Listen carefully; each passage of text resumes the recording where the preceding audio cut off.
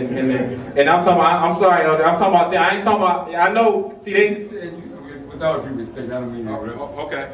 You said they had no ancient BC connection. No, not connection. I'm saying, when I'm talking about the people with the Quran and all that good stuff, those group of people that whatever broke off from this sect, that's when they started. That's when it all went down. That's what I'm talking. I ain't talking about, you know, we know they had to come from somewhere because everybody come from somewhere. But when I'm starting to talk about like this right here, the you can pass that picture around since we didn't got off into it. You can pass that around. That's Bilal. Anybody, y'all know about Bilal? He was the first, I want to say, black Muslim. He was the first convert, period. Yeah, the first convert, period. And he was Ethiopian. He was not Arabic. And a lot of people don't know about Bilal, and a lot of Arabics that you see at the gas stations and at the liquor stores that we give all our money to, they don't want to talk about Bilal. As a matter of fact, I was talking to an Arabic, and I'm not about to say I'm an expert at it, but just go look the dude up. Because from my understanding, he like started the whole little prayer that they say. Like the Allah is great and Allah is this, and he called them to prayer. And he like, at one time was like Muhammad's right-hand man, it seems to me. That's right. He was black. A lot of people think Muhammad couldn't even read and write. So I wrote the Quran, I don't know. But well, I know, I'm just being funny. But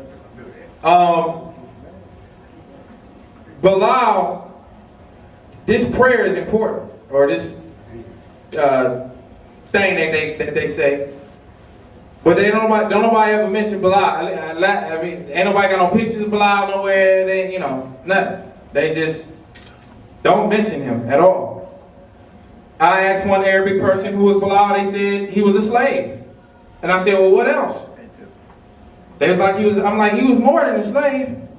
Anytime you Muhammad, the dude that started all this, right-hand man, you more than a slave. So y'all go look that dude up. Bilal. The prayer thing, he did that. Alright? This is just a drawing though. Don't get this twisted with the ancient, you know, this is Cyrus. He was in the Persian Empire approximately 550 BC. This is what I was talking about the connection with the Arabics and the Persians. If you start to look at them and see ancient depictions of them, they look the same. You know, I'm just telling y'all what I see. Alright? This is all that's BC, all right? Oh, by the way, the dude Nebuchadnezzar, the second that's mentioned in the Bible, I got something here. I want to say roughly 605 BC, 562 BC, to 562 BC. Just giving y'all some dates so y'all can go look it up yourself. I got down here, how can you know about God and whom God is if you have been lied to about who he is? I'm going to say this to the best of my ability. African people started spirituality, if you go to your history. What other races of people have done is took our spirituality, organized it, took certain elements out that they wanted, that they liked, organized it, and called it a religion. And you say, well, how do you know this? Because if you go do your research, you'll find out that everything spiritual was from blacks. Are y'all following what I'm saying? That's right. After these group of people were invaded and conquered, these elements of spirituality was sold back to them as religion. Y'all following what I'm saying? Yes, sir. Because we're spiritual people by nature, we were attracted to these things of religion because this religion had elements of spirituality in it. So we clinged on to the religion. So they were selling us a dream that we had already dreamt. Are y'all following what I'm saying? Yes, sir. From doing my research, that's just what I see. Because every element of religion you can find, and it outdates. I'm sorry, the spirituality outdates the actual religion. So when you talk about spirituality, what's going on right now is we talking about religion, and ain't nobody talking about spirituality that existed before religion. Okay? When you talk about doctrine, that's something that I learned when I was in school of ministry. A doctrine is like this, basically some high priest commentaries. We think this, and we think this way. Let's stick it in a book. Let's give it to the people. They're going to feed off of this. I can't get with that. Because what happened is it gives you a false view of reality. And you don't, like my elder said earlier, when you talk about doctrine and you talk about belief, we leave out reality. And you can't do that. I mean, you can, but it ain't going to work. So when a preacher talk about the 7 steps of faith, this is all you got to do, and you're going to believe and you're going to receive this. Let me say this. My elder blessed me with a DVD, and one of the comedians said this, and it's the truth. I mean, it's amazing how God is all-knowing, is all-powerful, like religious people, but he got this problem with money. He can't handle money for some reason, so he always need money. One comedian was actually saying, that was so funny to me, because that's true. Like God, he the man, but this money thing, he just can't get it right. So he needs your money. I mean, if we just add common sense to certain equations, we know that just something ain't right. And this information that I'm sharing with y'all, the reason they don't want it out, because it might shut the church down. Yes, sir. There's a church on every corner. I'm in the hood. They building one right now, about $3 million, I heard, to build this church. $3 million? I need a new window.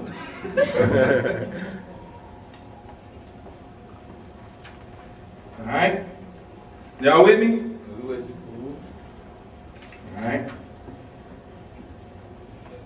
I talked about last time, and I'm just going to, it says Isaiah 19:25, the Lord Almighty says, blessed be my people, Egypt, Assyria my handiwork, and Israel my inheritance. Alright?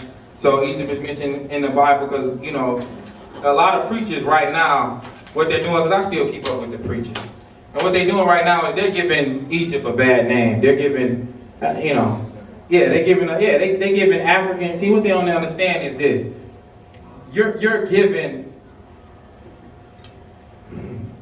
It's amazing to me how things are black when it's negative, but like when things are positive, you talk about the inventions and stuff like that, and you watch the Discovery Channel, they don't want to say they black. But let some pagan stuff be going on. And they was black. Yes, they were black. And black.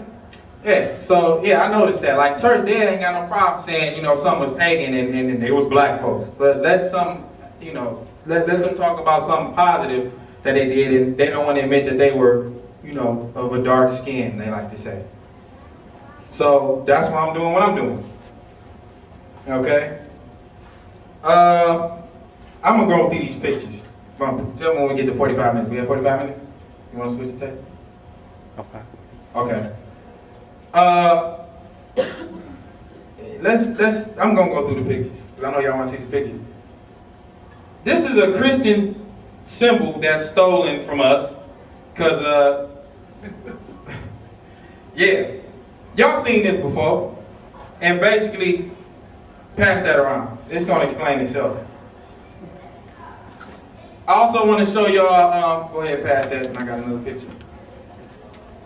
I want to show y'all, this is the temple of Canoe in Egypt, and it's huge. Like, they got temples like bigger than this mall in Egypt. Now, I ain't never been, but, from what I see, it's huge.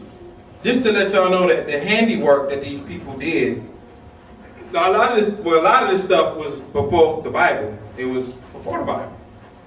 the Bible, the first book of the Bible was written around, I want to say like 1500 BC, Genesis.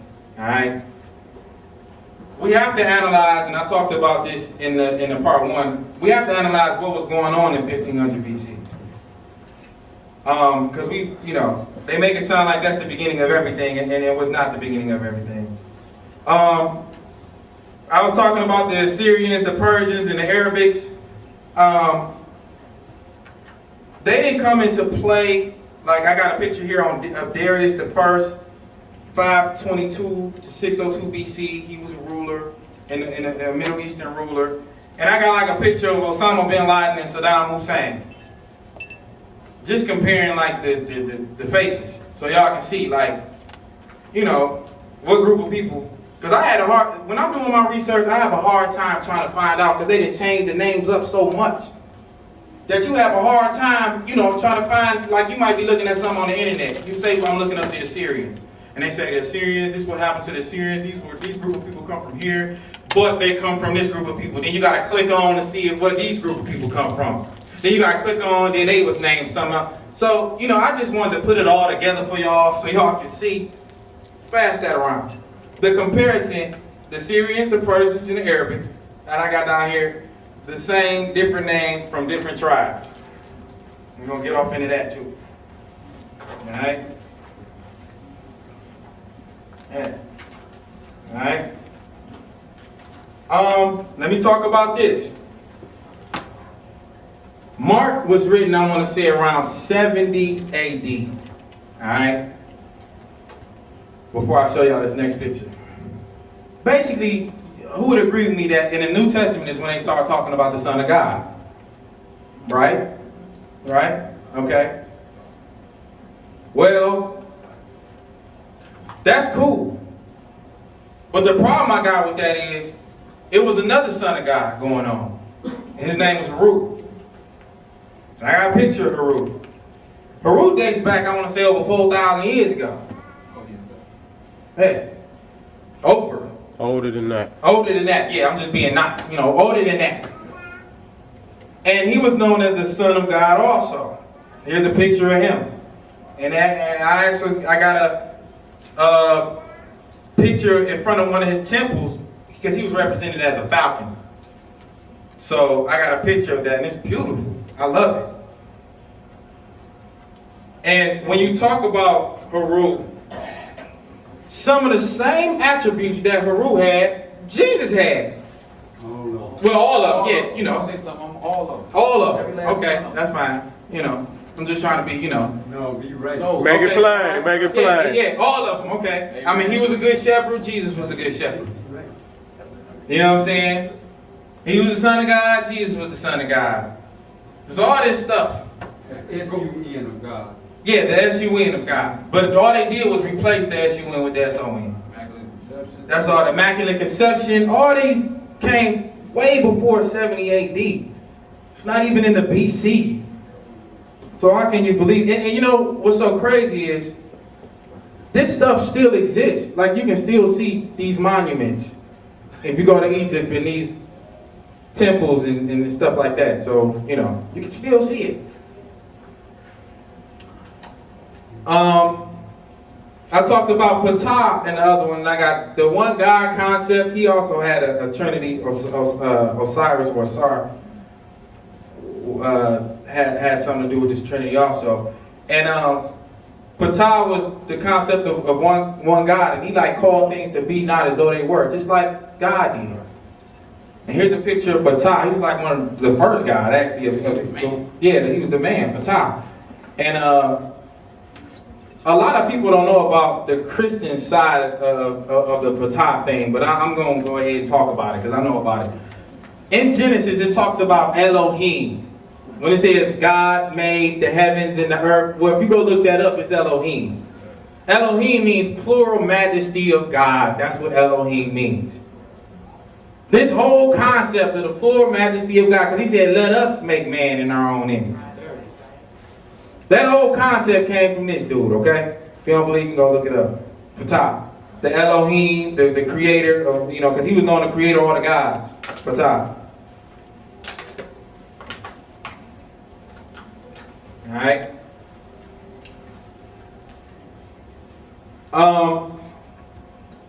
Might as well pass this along. This is Darius the First. He was a Middle Eastern ruler, and I got the date on there. Approximately 522 to 602 BC. And I want y'all to look at the picture of Bin Laden and Saddam and check that dude out. And the reason why I'm talking about these dudes because it was a time where, and I want to find a picture where us folk, I want to say African folk, have been ruled by these people. Slavery didn't just start in the 16th century. It started way before that. And the reason why I'm making a distinction, because I don't want y'all to think I'm beating up on other races, is because, you know what, I might as well show this picture now because we're talking about it. Elaborate on that. On what? What you just said about when slavery started. Yeah, I think they was kicking our tail like 1500 BC. Like they was just, 2000 BC when they came, like the Assyrians, Persians, and all these dudes, they came along. Other people say they was black. I don't know. I don't think so. Not the Arabs. Oh, the Arabs. Oh, the Arabs. That's AD. The Egyptians were black, right? Yes, sir. Yes, most definitely. They were the first slaves. Okay. By the Egyptians. Who you think built that? And what kind of labor you think built that? Most definitely. I'm in agreement with that. This is not merely an opinion. This is certainly not hearsay. This is an operative scientific fact. I think it's sad that my folks don't know their history. How the European came and stole our mysteries. Now we walking around with no dignity. Without a nation it made inferiority. It makes my heart bleed, blacks in catastrophe. Not knowing we the ones who stopping us from being free. I set examples hoping I could pass the mantle. Knowing self can be unraveled with factual information. So devils won't put the latch on you. I'm asking what's the matter, dude? Did somebody piss you off for you to be this fucking rude to your brothers and sisters?